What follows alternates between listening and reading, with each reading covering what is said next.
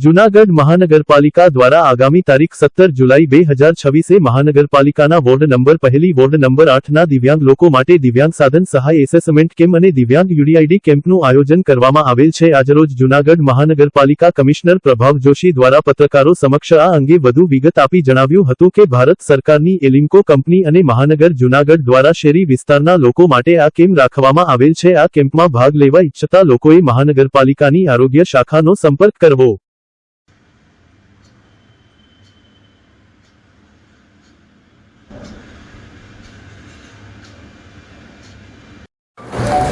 नमस्कार। जूनागढ़ महानगरपालिका द्वारा दिव्यांग जनों माटे असेसमेंट केम्प वॉर्ड नंबर 1 थी 8 ना लाभार्थियों माटे 17મી तारीखे Shanteshwar urban primary health centre खाते योजવામાં आवेल छे। रजिस्ट्रेशन जे थे ए सवारना 9 वाग्याथी चालू थई जशे। एमां डिसेबिलिटीना अलग अलग प्रकार हियरिंग एड, व्हीलचेर, एना माटे वॉकिंग स्टिक्स वगैरहનું વિતરણ કરવાનું થશે। એના માટે અસેસમેન્ટ પહેલાં કરવામાં આવશે।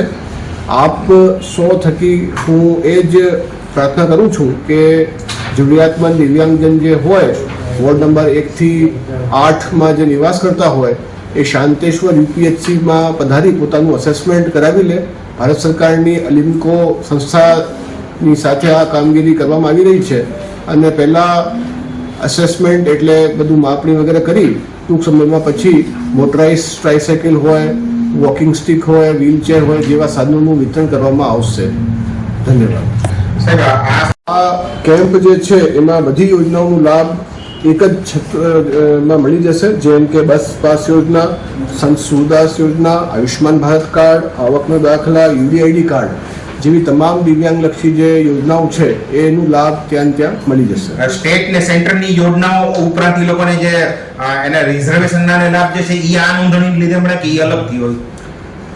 જી, એ તો અલગ અલગ જોબ ઓપોર્ચ્યુનિટીઝ સાથે એમના નિયમ પ્રમાણે કરતા હોઈએ છીએ। એ બાબતે પણ મને જણાવતા આનંદ થાય છે કે અત્યારે મહાનગરપાલિકા દ્વારા દિવ્યાંગજનો માટે સ્પેશિયલ રિક્રુટમેન્ટ ડ્રાઈવનું આયોજન કરવામાં આવેલું છે। એના અરજી જે છે એ અત્યારે ઓનલાઈન છે।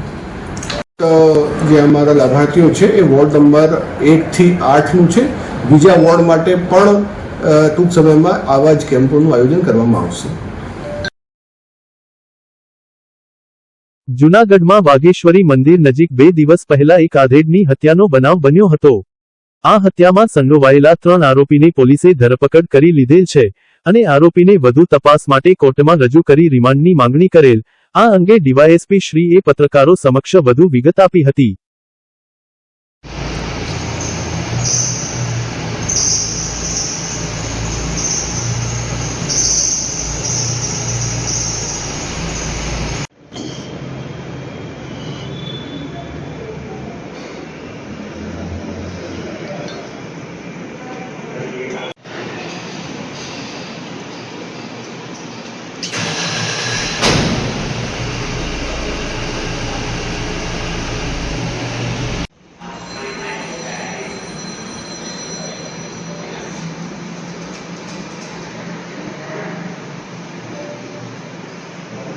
मीडिया ग्रुप में नखे तो केवा दो ना ना ना हम साहब मीडिया ग्रुप में नखे क्राइम में कर दे नहीं दवा लेવો તો ક્યારે આવશે પછી तो मेडिकल में છે એટલે उम्र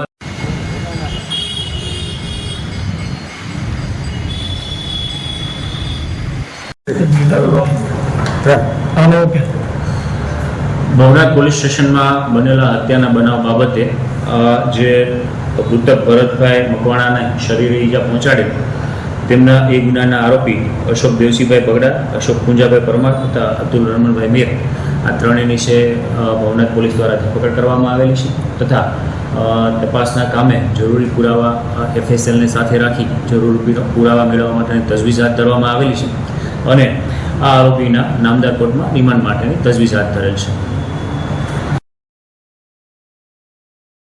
જૂનાગઢ દાતાર વિસ્તારના પ્રોહિબિશન બુટલેગર મુનીર બલોચને દેશી હાથ બનાવટની પિસ્તોલ તથા જીવતા કાર્ટૂન્સ નંગ એકસાથે પકડી પાડતી જૂનાગઢની ક્રાઇમ બ્રાન્ચ।